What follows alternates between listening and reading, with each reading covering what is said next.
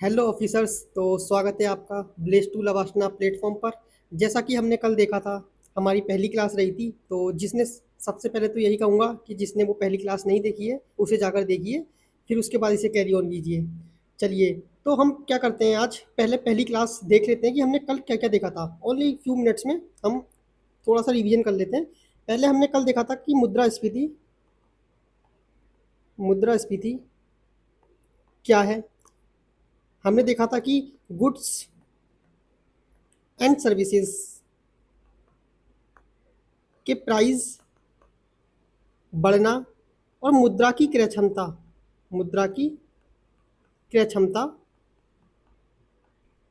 कम होना,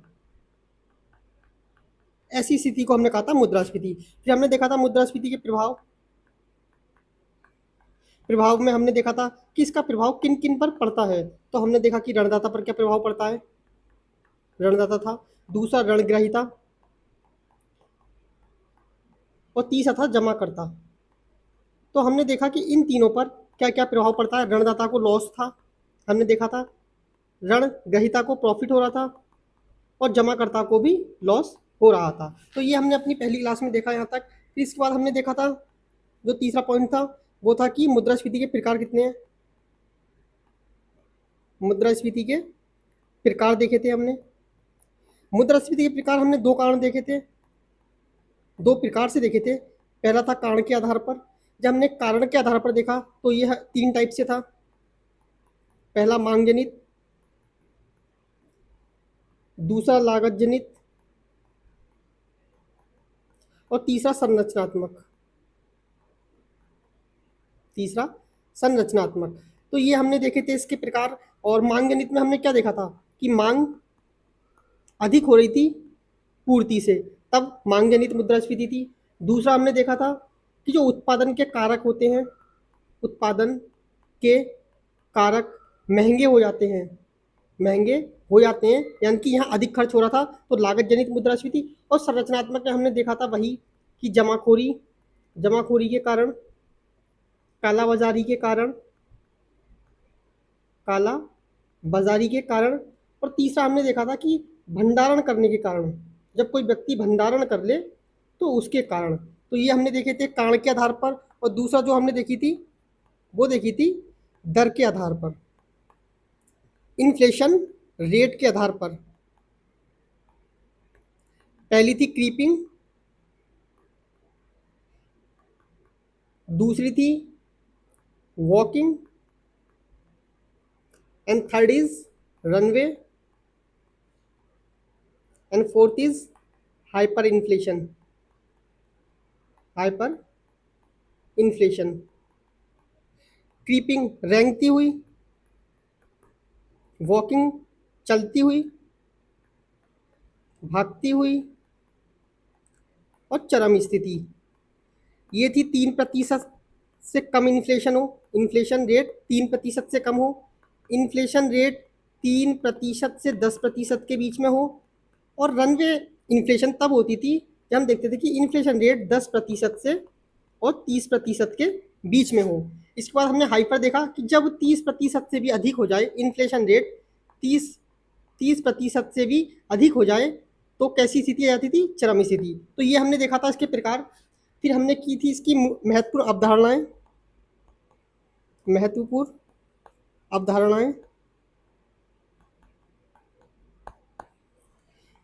अवधारणाओं में हमने क्या क्या देखा था। पहले देखा था डिफ्लेशन,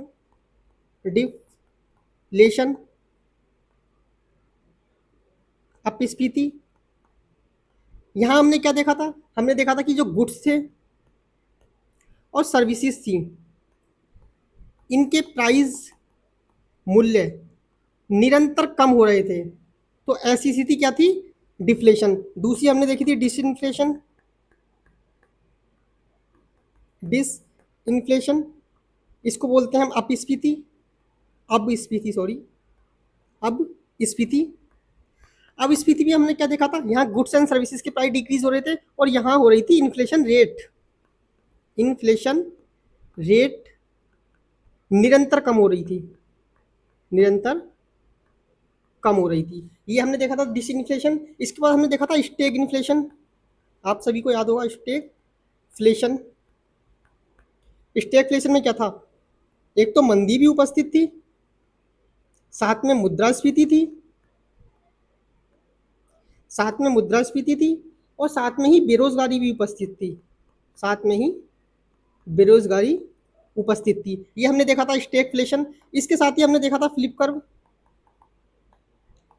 फ्लिप कर्व ये क्या था, ये अपोजिट था किसके, स्टैग इन्फ्लेशन के, स्टैगफ्लेशन के ये क्या था, अपोजिट। तो मुद्रास्फीति एंटी प्रोपोर्शनल थी बेरोजगारी के, बेरोजगारी के। चलिए इतना हमने देख लिया था। फिर हमने देखा था श्रिंक इन्फ्लेशन, श्रिंक श्रिंकफ्लेशन। यहाँ क्या देख रहे थे हम कि क्वांटिटी कम हो रही थी, वही पार्ले जी वाला बिस्किट, कि समय के साथ साथ जो है महंगाई बढ़ जाती है लेकिन हमें दिखाई नहीं देती, परंतु क्वांटिटी कम होती रहती है इस कारण, ठीक है। और दूसरी देखी थी स्किम इन्फ्लेशन, स्किमफ्लेशन। इसके कारण हमने क्या देखा था, इसके कारण हमने देखा था कि क्वालिटी से समझौता हो रहा था, है ना। भटूरे वाला हमने जो एग्जांपल लिया था कि यहाँ जो होती है क्वालिटी कम कर दी जाती है और यहाँ पर क्वांटिटी कम कर दी जाती है। तो ये तो हमने देख लिया था कल की क्लास में कि कैसे कैसे यहाँ पर परिवर्तन हो रहे थे। और इसके बाद हमने बात की थी इसकी गणना की, कि मुद्रास्फीति की गणना किस प्रकार की जाती है। मुद्रास्फीति की गणना,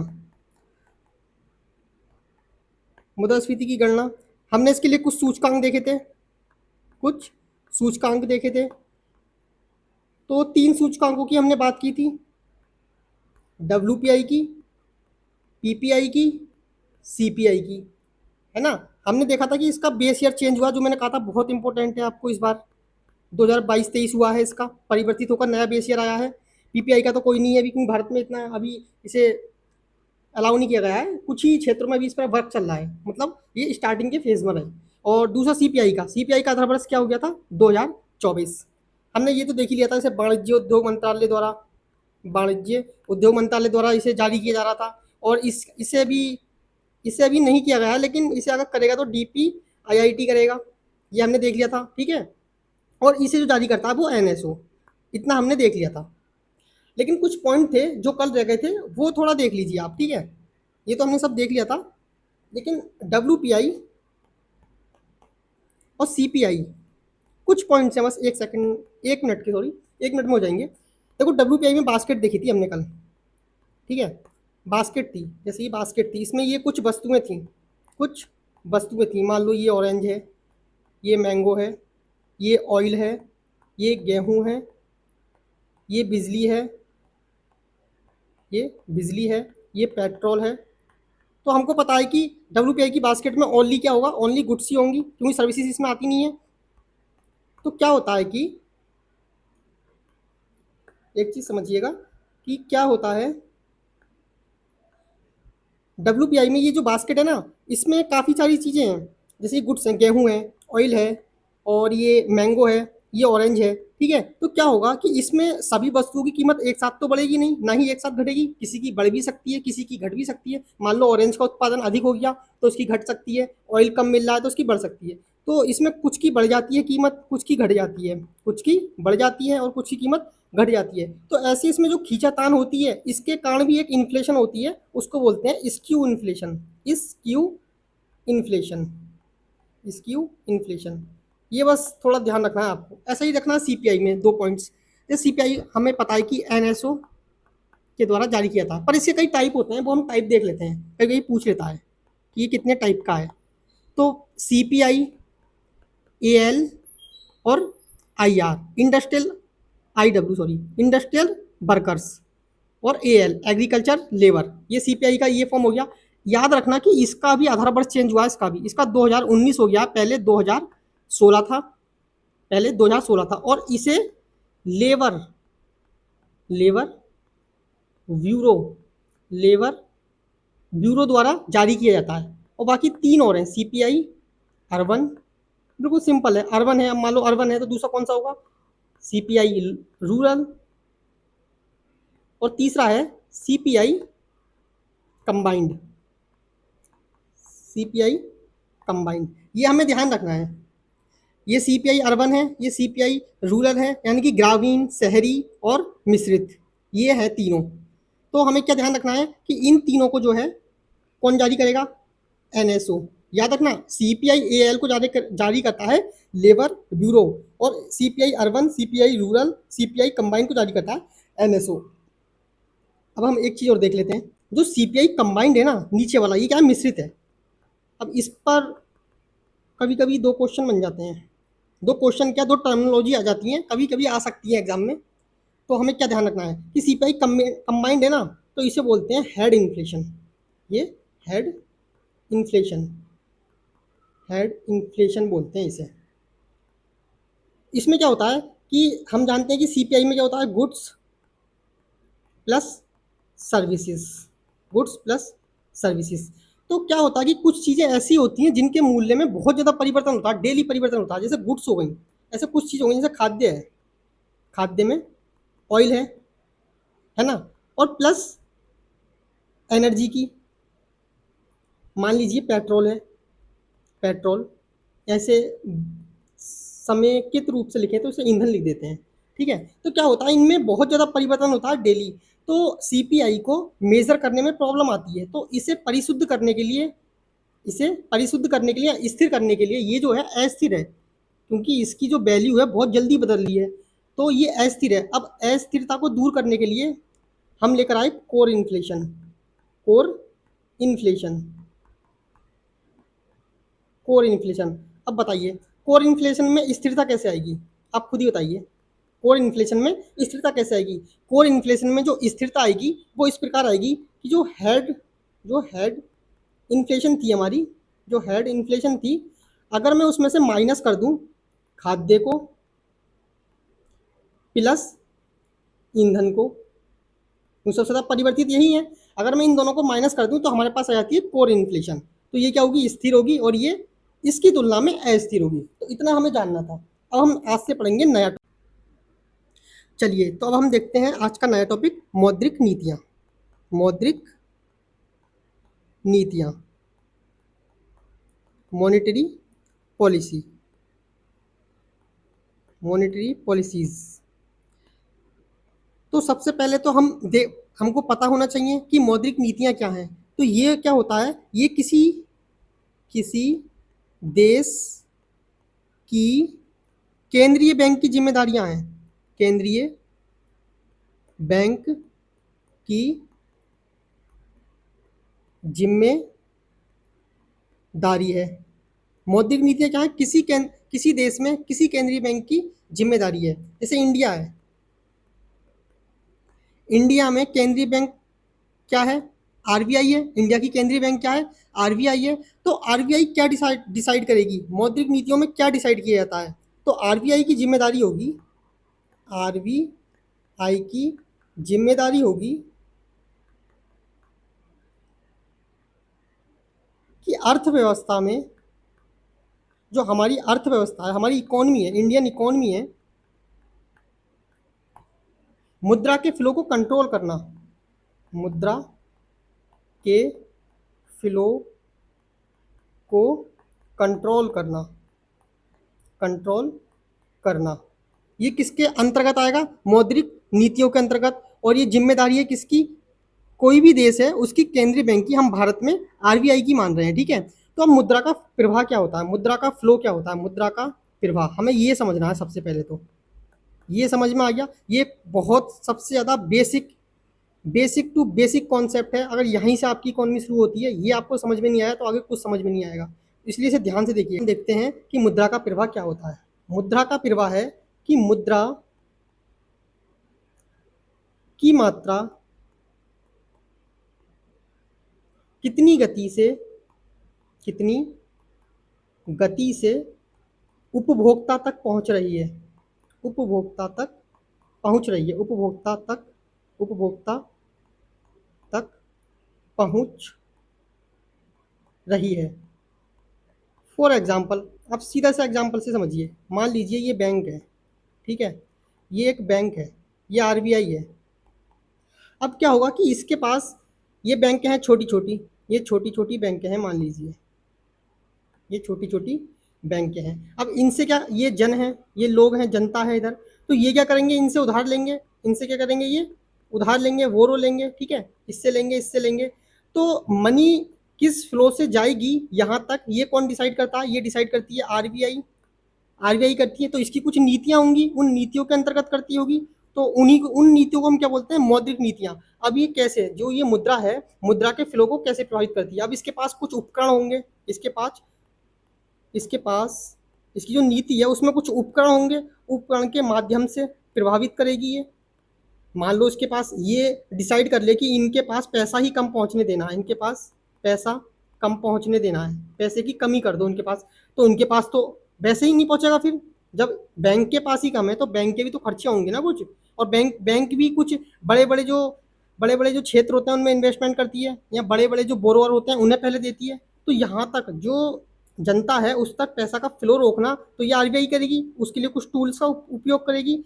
तो यही मुद्रा का प्रवाह, मुद्रा की मात्रा कितनी गति से उपभोक्ता तक पहुंच रही है, ये मुद्रा का प्रवाह है। तो इस मुद्रा के प्रवाह को क्या करेगी? आरबीआई कंट्रोल करेगी। तो यही इसकी मौद्रिक नीतियों के अंतर्गत आएगी, ठीक है। अब देख लेते हैं कि मुद्रा का प्रवाह कैसे होता है और क्या इफेक्ट करता है। मान लीजिए कि इन्फ्लेशन की स्थिति है, आज क्या है? इन्फ्लेशन है। अब मत पूछना कि इन्फ्लेशन क्या होता है, बहुत अच्छे से बताया है। तो इन्फ्लेशन में क्या होगा? मुद्रा प्रवाह, मनी फ्लो, मनी फ्लो। आपको पता है कि इन्फ्लेशन में क्या होता है? मांग अधिक होती है, पूर्ति कम। आपको पता है ना, मांग अधिक कब कब होगी? या तो जब आय ज़्यादा हो। कुल मिलाकर लोगों के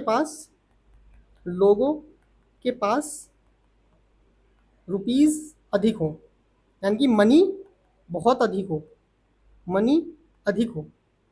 मनी अधिक होगी तभी इन्फ्लेशन होगी, क्योंकि मांग तो तभी बढ़ेगी जब लोगों के पास पैसा होगा खरीदने के लिए, और जितना ज़्यादा पैसा होगा उतनी मांग बढ़ेगी। और तब ऐसी स्थिति में क्या होगा कि पूर्ति कम हो जाएगी, या पूर्ति स्वतः ही कम हो जाती है। तो मुद्रा का प्रवाह, इन्फ्लेशन में क्या होगा? मुद्रा का प्रवाह अधिक होगा। मुद्रा का प्रवाह क्या होगा? इन्फ्लेशन में बहुत अधिक होगा। अब आरबीआई को कंट्रोल करना है भाई, अब आरबीआई को कंट्रोल करना है तो वो क्या करेगी? लिक्विडिटी, हमने कॉन्सेप्ट क्या पढ़ा था? हमने ये टर्मिनोलॉजी देखी थी कि लिक्विडिटी क्या होती है। लिक्विडिटी क्या होती है? लोगों तक, जो लोगों के पास पैसा होता है ना, वो कितनी मात्रा में है, लोगों के पास जो पैसा है वो कितनी मात्रा में है, वही लिक्विडिटी है, वही तरलता है। या कितनी आसानी से लोगों के पास रुपीज में पैसा है, रुपीज में मनी है, तो वही। तो लिक्विडिटी क्या होगी? ऐसी स्थिति में आरबीआई क्या करेगी? लिक्विडिटी कम करने का प्रयास करेगी कि लोगों तक पैसा ही ना पहुंचने दे, मुद्रा का प्रवाह कम हो जाएगा इससे। और अब दूसरी स्थिति मानिए, मानिए कि मंदी की स्थिति है, मंदी की स्थिति है। मुद्रा का प्रवाह कैसा होगा? मुद्रा का प्रवाह कैसा होगा? मुद्रा का प्रवाह बहुत कम होगा। पूर्ति, मंदी की स्थिति में क्या होता है कि पूर्ति अधिक होती है, मांग कम होती है, मांग कम होती है मंदी की स्थिति में। अब मुद्रा का प्रवाह बहुत कम है, तो ऐसी स्थिति में आरबीआई क्या करेगी? अब आरबीआई करेगी कि लिक्विडिटी को इंक्रीज कर देगी, लोगों तक जो पैसे की पहुंच है उसको बढ़ा देगी, ठीक है। अब समझ में आया कि मुद्रा को नियंत्रण करना, मुद्रा के प्रवाह को नियंत्रण करना ये आरबीआई की जिम्मेदारी है। और इसके लिए यह टूल यूज करेगी, कुछ उपकरण यूज करेगी। इन्हीं सभी को, इन्हीं सभी जो विधि है इसकी, या ये जो तरीका है, इसी को बोलते हैं मौद्रिक नीतियां, कि ये तो अब हमारे समझ में आ गया कि मौद्रिक नीति क्या है और ये क्यों जरूरी है, ठीक है। तो अब हम आगे पढ़ते हैं। इसके मोस्टली देखा जाए तो इसके उद्देश्य हमें इस प्रकार प्राप्त हुए हैं। इस पूरे डिस्कशन से हमें जो उद्देश्य प्राप्त हुए हैं मौद्रिक नीति के, वो इस प्रकार प्राप्त हुए हैं। पहला हमें क्या प्राप्त हुआ है कि इन्फ्लेशन को कंट्रोल करना इसका एक उद्देश्य है। इन्फ्लेशन को कंट्रोल करना, नियंत्रित करना, इन्फ्लेशन को कंट्रोल करना इसका एक उद्देश्य है। मुद्रा के फ्लो को जो आरबीआई रोक रही थी ना, तो वो इन्फ्लेशन को कम करने के लिए नहीं, नियंत्रित करने के लिए। कम है तो थोड़ी ज़्यादा करने के लिए, और बहुत ज़्यादा है तो उसको एवरेज करने के लिए ये जो प्रयोग किया जा रहा था, इन्फ्लेशन को कंट्रोल करना। और दूसरा जो था हमारा वो है आर्थिक समृद्धि हेतु, आर्थिक समृद्धि हेतु, आर्थिक समृद्धि हेतु इसका प्रयोग करते हैं। और तीसरा है कि घरेलू मुद्रा, जो हमारी घरेलू मुद्रा है ना, घरेलू मुद्रा का विदेशी मुद्रा में विदेशों की मुद्रा की तुलना में विनिमय दर को, जो हमारी विनिमय दर होती है, एक्सचेंज रेट, विनिमय दर को नियंत्रित रखना।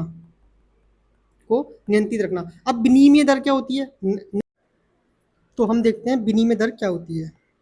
विनिमय दर क्या होती है, तो विनिमय दर कुछ नहीं है, इसे इंग्लिश में एक्सचेंज रेट बोलते हैं, एक्सचेंज रेट। तो हम रुपए की समझ लेते हैं, हम रुपए की विनिमय दर समझ लेते हैं। तो हम $1 को कितने रुपए में खरीद या बेच सकते हैं, वो इसकी क्या हो जाएगी, विनिमय दर हो जाएगी। जैसे अभी करंट की बात करें तो हम 96 रुपीज़ का $1 है, तो जो रुपए की विनिमय दर होगी, रुपए की जो विनिमय दर होगी वो 96 रुपीज़ पर डॉलर होगी, 96 रुपीज़ पर डॉलर होगी रुपए की विनिमय दर। तो हमारे समझ में आया कि जो हमारी मॉनेटरी पॉलिसी थी उसके मोस्टली उद्देश्य क्या थे। एक तो थे इन्फ्लेशन को नियंत्रित करना, दूसरा था आर्थिक समृद्धि देखना, और तीसरा था घरेलू मुद्रा को विदेशी मुद्रा की तुलना में जो उसकी एक्सचेंज रेट होती है उसको नियंत्रित रखना। एक चौथा और समझ लीजिए, जो मौद्रिक नीतियां होती हैं उनके द्वारा जो चौथा बिंदु है वो है रोजगार का सृजन। अब आप सोचेंगे कि इससे रोजगार का सृजन कैसे होगा मैं आपको बताता हूँ। फॉर एग्जाम्पल आप जरा इस प्रकार समझिए कि जो बैंक हैं वो ब्याज दर कम कर दें जिस पे वो लोन देती हैं और लोग लोन लेते हैं। अगर उन्होंने ब्याज दर को कम कर दिया तो क्या होगा, जो निवेश होगा। अब लोग, जैसे ब्याज दर कम हुई तो क्या करेंगे, लोग ज़्यादा उधार लेंगे, ज़्यादा बोरो लेंगे तो फिर जो अतिरिक्त पैसा आएगा, अब जो बड़े बड़े लोग जो उधार लेते हैं वो क्या करते हैं, निवेश करते हैं। अब उस निवेश से क्या होगा, व्यावसायिक गतिविधियां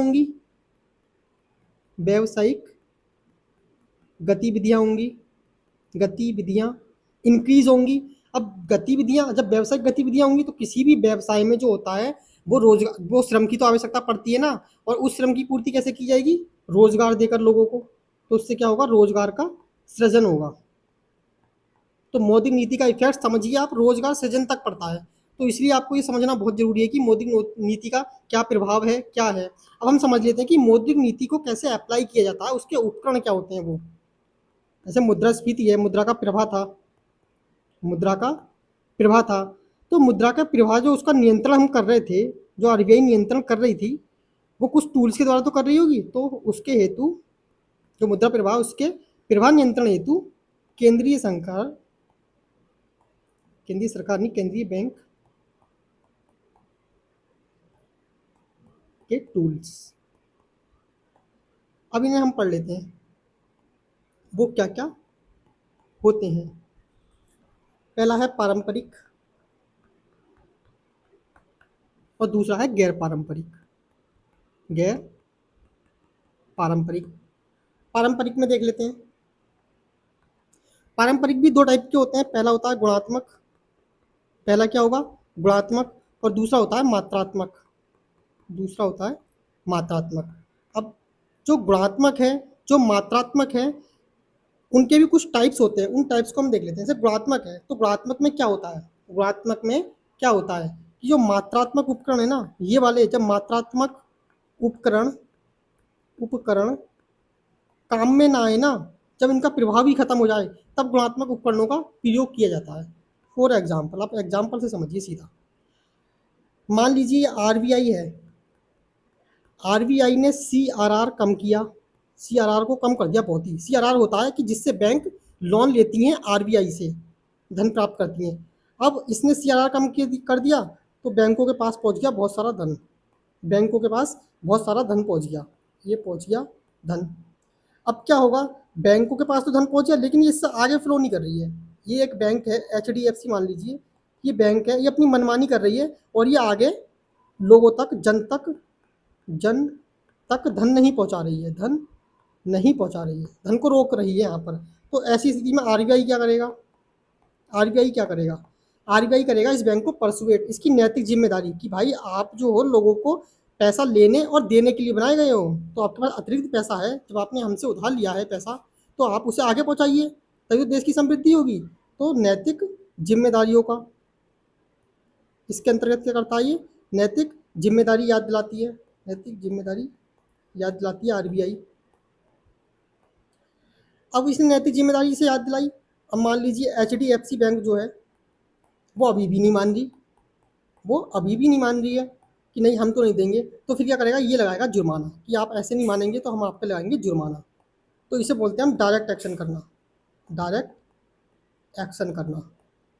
तो ये जो होते हैं ये इसके गुणात्मक टूल्स हैं। अब मात्रात्मक, ये प्रीलिम्स के लिए बहुत ज़्यादा इंपॉर्टेंट है, हर 2-1 साल में यहाँ से क्वेश्चन देखने के लिए मिल जाता है, इसलिए वेरी वेरी मोस्ट इंपॉर्टेंट है। अब मात्रात्मक में हम कौन कौन से टूल पढ़ने वाले हैं उनको देख लेते हैं। CRR, दूसरा है SLR, तीसरा है OMO, बैंक रेट, पांचवा है रेपो रेट,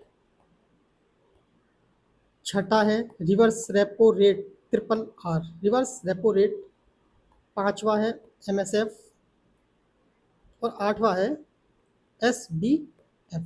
तो ये हम जो है मात्रात्मक उपकरण इसके पढ़ने वाले हैं, और वो कैसे होंगे इनको हम एक्सप्लेन करके देखेंगे और इनकी एप्लीकेशन भी देखेंगे।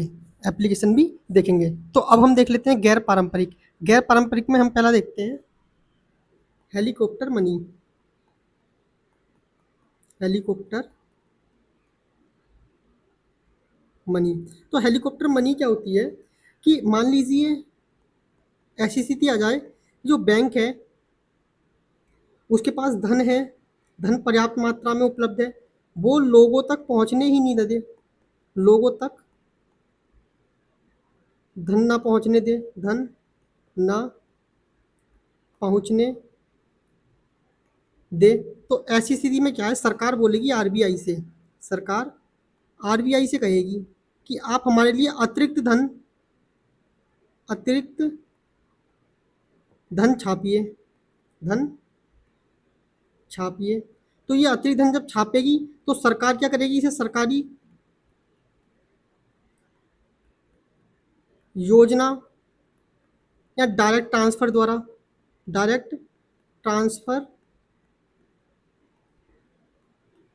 द्वारा लोगों तक पहुंचा देगी, लोगों तक पहुंचाना, जनता तक पहुंचाना। अब जनता तक पहुंच गया तो ऐसी स्थिति में क्या होगा कि जो लिक्विडिटी होगी, तरलता क्या होगा, इंक्रीज हो जाएगी ना, लोगों के पास पैसा पहुंच गया। तरलता क्या होता है, तरलता दो टाइप से होती है। एक तो होती है कि हमारे पास कोई संपत्ति है तो हम उसको कितनी कम मात्रा में या तुरंत कैश में परिवर्तित कर सकते हैं, या फिर लोगों के पास जो कैश में उपस्थित राशि है उसको ही लिक्विडिटी बोलते हैं। तो ऐसी स्थिति में क्या होगा, लिक्विडिटी बढ़ जाएगी, है ना। तो यही होता है हेलीकॉप्टर मनी के अंतर्गत। अब दूसरा देख लेते हैं, दूसरा है अपना helicopter Hoover money. Helicopter Hoover money, इसमें क्या होता है, इसे हम डीमोनेटाइजेशन भी बोलते हैं, डीमोनेटाइजेशन। डीमोनेटाइजेशन हिंदी में बोले तो विमुद्रीकरण। इसका प्रयोग कब किया जाता है, इसका प्रयोग जब किया जाता है जब जनता के पास काला धन उपस्थित हो। कुछ लोग ऐसे होते हैं ना जो ब्लैक काम करते हैं या फिर नंबर 2 का काम करते हैं, तो उनके पास ब्लैक में धन हो, तो काला धन सोखने हेतु आरबीआई इस टूल का प्रयोग करती है, आरबीआई इस उपकरण का उपयोग करेगी। क्योंकि डिमोनेटाइजेशन में क्या होता है कि जो पुरानी मुद्रा होती है वो चलन से बाहर हो जाती है। अब चलन से बाहर हो गई, या तो लोगों को बैंकों में आना पड़ेगा करने के लिए, अगर नंबर 2 का पैसा है जमा करेंगे तो पकड़े जाएंगे। तो यही इसका प्रयोग होता है हेलीकॉप्टर ओवर मनी का, जो काला धन होता है उसको सोखने के लिए। अब हम देखते हैं तीसरी स्थिति, तीसरा उपकरण इसका, वो है हमारा निगेटिव इंटरेस्ट रेट, या फिर हिंदी में बोलते हैं इसे नकारात्मक ब्याज दर। नकारात्मक ब्याज दर मतलब ब्याज दर जो है नकारात्मक है। अब आप ही समझिए, जो आरबीआई है वो बैंकों को लोन देती है सीआरआर रेट पर, है ना। इस रेट पर जो है बैंकों को लोन देती है कि आप इतना हमें ब्याज देंगे तब हम देंगे। अब ऐसी स्थिति हो जाए कि जो आरबीआई है वो तरलता बढ़ाने के लिए, तरलता लिक्विडिटी बढ़ाने के लिए वो क्या करे कि बैंकों को जो लोन दे उस पर ब्याज देने की वजह, ब्याज लेने की वजह, लेने की जगह ब्याज दे दे, ब्याज दे दे। तो ऐसी स्थिति को हम बोलेंगे नेगेटिव इंटरेस्ट रेट। तो ये हमारे आज के पॉइंट्स थे। हमने देखा आज कि गैर पारंपरिक स्रोत क्या है और जो हमारे पारंपरिक उपकरण हैं वो क्या है। उसमें हमने गुणात्मक को अच्छे से समझ लिया, उसमें हमने गैर पारंपरिक को समझ लिया, हमारा रह गया मात्रात्मक। ये इंपॉर्टेंट है इसलिए इसको अलग से रखा गया है। तो नेक्स्ट क्लास हमारी और ज़्यादा इंटरेस्टिंग होने वाली है। तो हम नेक्स्ट क्लास में विद एग्जाम्पल और विद पीवाईक्यू, जो सब पीवाईक्यू आए हुए हैं उनको भी सॉल्व करेंगे। तो मिलते हैं नेक्स्ट क्लास में। धन्यवाद।